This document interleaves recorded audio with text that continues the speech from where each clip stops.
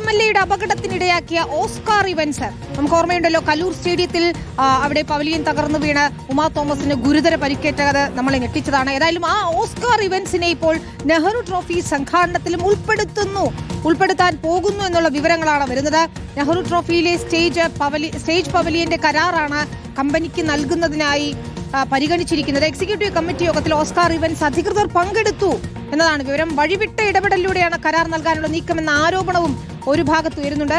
രാഹുൽ ഗാന്ധി അടക്കം വിശിഷ്ട വ്യക്തികൾ എത്തുന്ന സ്റ്റേജിന്റെ കരാർ ഓസ്കാർ ഇവന്റ്സിന് നൽകരുതെന്ന ആവശ്യം ശക്തമാണ്. മനീഷ് മഹിവാലാണ് ചേരുന്നത്. മനീഷ്, നമ്മൾ അന്ന് ഉമാ തോമസിന്റെ അപകടം പറ്റിയ ദൃശ്യങ്ങൾ കണ്ടതാണ്. വളരെ ലാഘവത്തോടെ യാതൊരു സുരക്ഷയും ഇല്ലാതെയാണ് ആ പവലിയൻ നിർമ്മിച്ചിരുന്നത്. നെഹ്റു ട്രോഫി എന്ന് പറയുന്നത് അന്ന് നടന്നതിനേക്കാൾ ഒരു വലിയ പരിപാടിയാണ്. അത്രയധികം ആളുകൾ എത്തുന്ന സ്ഥലമാണ്. സംസ്ഥാന സർക്കാരിന്റെ തന്നെ ഒരു പ്രസ്റ്റീജ് പരിപാടിയാണ്. രാഹുൽ ഗാന്ധിയെ പോലുള്ള വലിയ നേതാക്കൾ എത്തുകയും ചെയ്യുന്നു. അവിടെയാണ് ഈ ഓസ്കാർ ഇവന്റ്സിനെ തിരികെ കയറ്റാനുള്ള ശ്രമം, അല്ലേ മനീഷ്? അതെ വിനീത, ഉമാ തോമസിന്റെ പരിപാടി നടന്നത് ഗ്രൗണ്ടിലാണ്, അത് കരയിലാണ്. ഇപ്പോഴിതാ ലോകത്ത് തന്നെ നടക്കുന്ന, കായലിൽ വെച്ച് നടക്കുന്ന ഏറ്റവും വലിയ ജലമാമാങ്കമാണ്. അങ്ങനെ ഒരു പരിപാടിയാണ്. 10,000-കണക്കിന് ആളുകളാണ് അന്ന് അവിടെ വരിക. അതുകൊണ്ട് തന്നെ അതിന്റെ ഇവന്റ് മാനേജർ, സ്റ്റേജ് അടക്കമുള്ള, കാണികൾക്ക് ഇരിക്കാനുള്ള ഇരിപ്പിടം അടക്കമുള്ള അതിന്റെ എല്ലാവിധ സംവിധാനങ്ങളും, അത്തരത്തിൽ സ്റ്റേജ് കെട്ടുക തുടങ്ങിയിട്ടുള്ള കാര്യങ്ങളൊക്കെ തന്നെ ഏറ്റവും പ്രധാനപ്പെട്ട കാര്യമാണ്. അവിടെയാണ് നേരത്തെ വലിയ വീഴ്ച, അതായത് ഉമാ തോമസിന്റെ 3 മാസത്തോളം ജീവൻ മരണ പോരാട്ടം നടത്തി പിന്നീട് ജീവിതത്തിലേക്ക് മടങ്ങി വന്നതാണ്. ആ സംഭവത്തിൽ PWD തന്നെ കണ്ടെത്തിയിരുന്നു ഈ പറഞ്ഞ കരാർ കമ്പനിയുടെ ഭാഗത്ത് ഗുരുതരമായ വീഴ്ചയുണ്ട്. അതിന്റെ ഡയറക്ടറെ അടക്കം അറസ്റ്റ് ചെയ്യുന്ന നടപടികളിലേക്ക് കൂടി എത്തിയിരുന്നു. അങ്ങനെ ഓസ്കാർ ഇവന്റ്സ് ആണ് കഴിഞ്ഞ ഈ 16-ാം തീയതി അവസാനിച്ചതാണ് NTPR, Nehru trophy boat race കമ്മിറ്റിയുടെ എക്സിക്യൂട്ടീവ് കമ്മിറ്റിയിലാണ് 16-ാം തീയതി വരെയാണ് ഇതിന്റെ ടെൻഡർ വിളിച്ചത്. അങ്ങനെ കോടിക്കണക്കിന് രൂപയുടെ ടെൻഡർ വിളിച്ച് 16-ാം തീയതി 2 കരാർ കമ്പനി വന്നു. പക്ഷേ 16-ാം തീയതി വരെയും ഈ ഓസ്കാർ ഇവന്റ്സ് എത്തിയിരുന്നില്ല. പക്ഷേ പിന്നീട് 20-ാം തീയതി വരെ മറ്റ് ടെൻഡർക്കാരറിയാതെ 20-ാം തീയതി വരെ തീയതി നീട്ടി നൽകുകയായിരുന്നു. അങ്ങനെ 2 കരാർ കമ്പനിയെ അവഗണിച്ചുകൊണ്ട് ഓസ്കാർ ഇവന്റ്സിന് മാത്രം തരാനുള്ള തീരുമാനമെടുത്തു. അങ്ങനെ ആ തീരുമാനത്തിലാണ് നിലവിൽ ഇന്നലത്തെ കമ്മിറ്റിയിൽ വലിയ വിമർശനം ഉണ്ടായത്. പക്ഷേ ഇറിഗേഷൻ വകുപ്പിലെ ഉന്നതരായ ചില ഉദ്യോഗസ്ഥരും ജില്ലാ ഭരണകൂടത്തിന്റെയും അറിവോടുകൂടിയാണ് ടെൻഡറിൽ 3 കരാറുകാർ വന്നതിൽ മറ്റ് 2 പേരെ അവഗണിച്ചുകൊണ്ട് ഈ വിവാദ കമ്പനിയെ ഉൾപ്പെടുത്തിയെന്നുള്ള വലിയ വിമർശനം ഉണ്ടായതിനെ തുടർന്ന് ഇന്നലെ ചേർന്ന NTPRന്റെ എക്സിക്യൂട്ടീവ് യോഗം പൂർത്തിയാക്കാതെ പിരിഞ്ഞു. ഇപ്പോഴിതാ വീണ്ടും അടുത്ത കമ്മിറ്റി ജില്ലാ ഭരണകൂടത്തിന്റെയും ടൂറിസം വകുപ്പാണോ അതല്ലെങ്കിൽ ഏതാണ് വകുപ്പ്? അവരുടെയൊക്കെ ഒരു നിലപാട് എന്താണ്? വിനീത, NTPR സൊസൈറ്റി ഒരു സ്വതന്ത്ര ബോഡിയാണ്.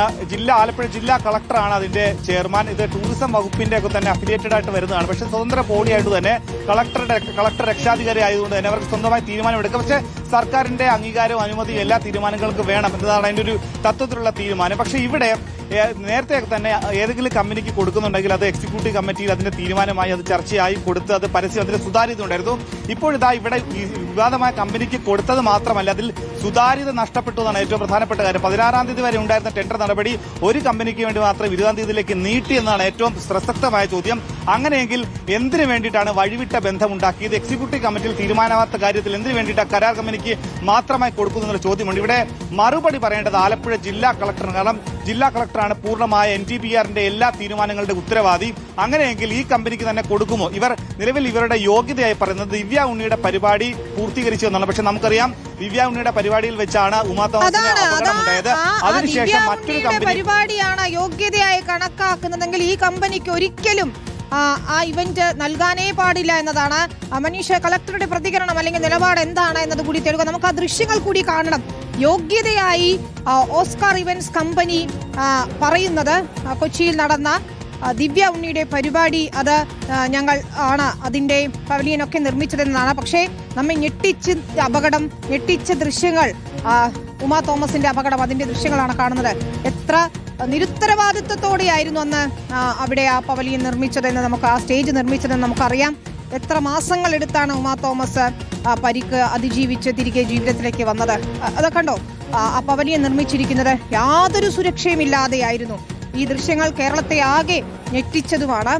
ഈ സ്ഥലത്തെ അല്ലെങ്കിൽ ഈ ഇവന്റ് നടത്തി എന്ന് പറഞ്ഞുകൊണ്ടാണ് നെഹ്റു ട്രോഫി നടപ്പാക്കാൻ അല്ലെങ്കിൽ നെഹ്റു ട്രോഫിക്ക് സ്റ്റേജ് പവലിയൻ നടത്താൻ വേണ്ടി കരാറിന് ശ്രമിക്കുന്നത്. മനീഷ്, അതാണ് നമ്മൾ ആ ദൃശ്യങ്ങൾ ഒരിക്കൽ കൂടി കാണുകയായിരുന്നു. ഇത്തരത്തിൽ വലിയ അപകടം വരുത്തി വെച്ച ഉമാ തോമസിനെ MLA പോലുള്ള ആളുകൾ പങ്കെടുത്തൊരു പരിപാടി, അല്ലെങ്കിൽ ഒരു വലിയ പരിപാടിയായിരുന്നു. അത്ര ഒരു റിബൺ മാത്രമാണ് നമ്മുടെ സുരക്ഷയ്ക്കായി കിട്ടിയിരുന്നത്. ആ കമ്പനിയാണ് ഇപ്പോൾ അത് യോഗ്യതയായി പറഞ്ഞുകൊണ്ട് നെഹ്റു ട്രോഫി പോലെയുള്ള ലോകം തന്നെ ശ്രദ്ധിക്കുന്ന ഒരു പരിപാടിയുടെ കരാർ നേടിയെടുക്കാൻ ശ്രമിക്കുന്നത്. കമ്പനി അങ്ങനെ ശ്രമിക്കുമ്പോൾ അതിന് വഴിവിട്ട സഹായം ചെയ്യുന്നത് ആര് എന്ന ചോദ്യം കൂടിയാണ് ഉള്ളത്. മനീഷ്, വിനീത, ഇവിടെ കരാർ ഏറ്റെടുക്കുന്ന കമ്പനിക്ക് ചെയ്യാനുള്ളത് വലിയ ജോലികളാണ്. അതായത് കായലിന്റെ നടുക്കുള്ള പവലിയനുണ്ട്. ഈ പവലിയനിൽ കരമാർക്ക് ഉണ്ട്. അതിന് മുകളിൽ സ്റ്റേജ് കിട്ടും. അതായത് ജലത്തിന് മുകളിൽ താഴെ എവിടെയാണോ അടിത്തട്ടിൽ കുഴിച്ച് അവിടെ നിന്നും സ്റ്റേജ് കെട്ടുന്നതാണ്. അതായത് വലിയ രീതിയിലുള്ള പണിയാണ്. അതായത് അതിനു മുൻപ് ആഴ്ചകൾക്ക് മുൻപ് ഈ മാസം, അതായത് അടുത്ത മാസം 22 നെഹ്റു ട്രോഫി നടക്കുന്നുണ്ടെങ്കിൽ ഏകദേശം അടുത്ത മാസം ആദ്യ ആഴ്ചയിൽ തന്നെ അതിന്റെ പണി തുടങ്ങേണ്ടതാണ്. അങ്ങനെ അത്തരത്തിൽ വലിയ ജോലികൾ ചെയ്യേണ്ടതാണ്.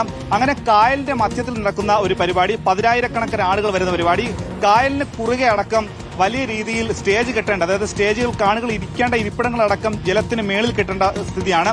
അങ്ങനെയുള്ള പരിപാടി, വിശിഷ്ടാതിഥികൾ എത്തുന്നു, രാഹുൽ ഗാന്ധിയെ പോലെയുള്ള പ്രധാനപ്പെട്ട നേതാക്കൾ എത്തുന്നു, ഗവർണർ, മറ്റ് സംസ്ഥാനങ്ങളിലെ ഗവർണർ എത്തുന്നു. അങ്ങനെ വിശിഷ്ട അതിഥികളും 10,000-കണക്കിന് ജനങ്ങളും എത്തുന്ന പരിപാടിയിൽ നേരത്തെ തന്നെ തുടങ്ങേണ്ട ഇത്തരത്തിലുള്ള പണിയിൽ നേരത്തെ വീഴ്ച വരുത്തിയ ഒരു കരാർ കമ്പനിക്ക് തന്നെ കൊടുക്കുന്നു എന്നതിനേക്കാൾ വലിയ പ്രധാനം മറ്റ് യോഗ്യതയുള്ള 2 കമ്പനികളെ അട്ടിമറിച്ചുകൊണ്ട് ആ 2 കമ്പനികളെ തഴഞ്ഞുകൊണ്ട്, അതായത് സുതാര്യമായ കരാർ നടപടി, ടെൻഡർ നടപടിയിൽ 16-ാം തീയതി വരെ കൊടുത്ത, അത് പത്രത്തിൽ പ്രസിദ്ധീകരിച്ച ആ ഒരു നടപടിയിൽ പിന്നീട് ഒരു കമ്പനിക്ക് മാത്രം ആയി കൊടുത്തു എന്നതാണ് ഇതിലെ കാര്യം. ഇതിന് വിശദീകരണം നൽകേണ്ടത്, മറുപടി നൽകേണ്ടത് ആലപ്പുഴ ജില്ലാ കളക്ടറുടെ പ്രതികരണം തേടുക. നമുക്ക് ഉമാ തോമസിന്റെയും പ്രതികരണം തേടേണ്ടതുണ്ട് എന്ന് തോന്നുന്നു. കാരണം ഇത്ര വലിയ അപകടം ഉണ്ടാക്കിയ ഒരു കരാർ കമ്പനിക്ക് എങ്ങനെ വീണ്ടും കരാർ നടത്താനാകുന്നു? ഓസ്കാർ ഇവന്റ്സിന്റെ മറുഭാഗത്ത് 2 കമ്പനികൾ യോഗ്യതയുള്ളവരുണ്ട് എന്നതുകൂടി ഓർക്കണം.